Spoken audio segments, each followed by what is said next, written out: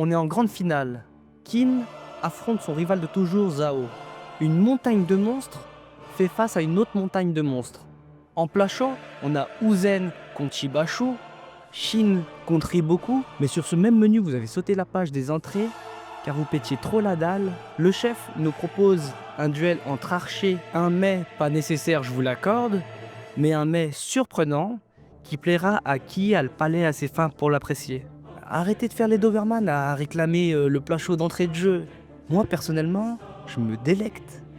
Chers auditeurs, chères auditrices, chère Aïcha bien-aimée, ici, le général Tempête. Je déclare l'ouverture du grand tournoi du Mortal Kombat. Générique.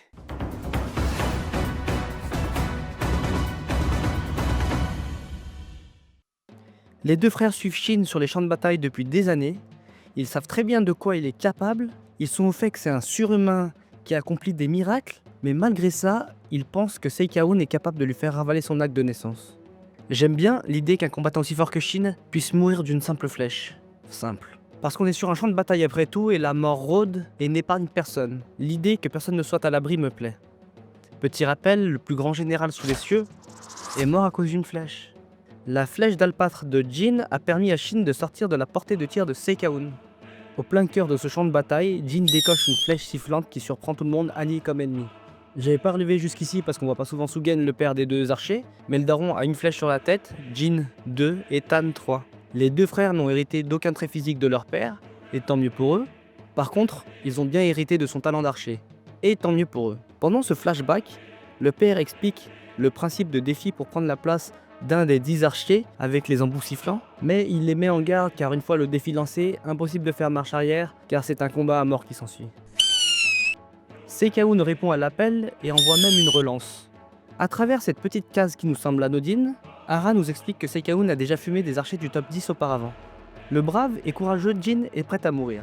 Il ordonne à son frère de le venger aussitôt s'il perd son duel. Il pense ne pas faire le poids, mais que grâce à ce duel, son frère pourra en profiter pour avoir l'avantage sur son adversaire.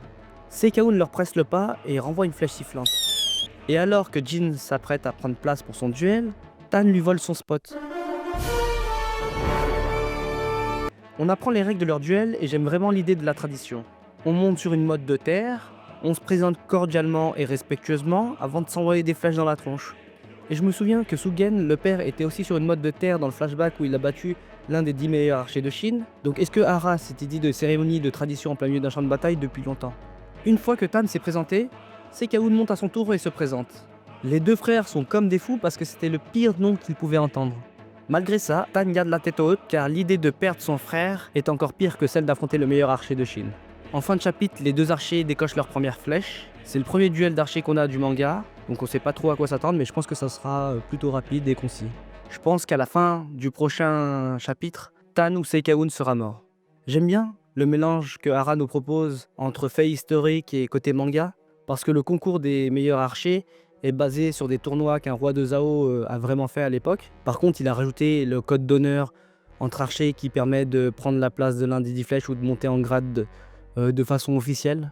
Les gars, ils sont au milieu de l'endroit le plus violent, chaotique et cruel sur Terre, et pourtant, ils parviennent à instaurer ce code d'honneur entre guerriers que tout le monde semble respecter, et j'y trouve une certaine poésie dans ce contraste. N'oubliez pas de liker, de vous abonner, dites-moi ce que vous en pensez en commentaire. On se retrouve pour le prochain rapport. Bonne semaine à tous, gloire à Kin et force à Tan.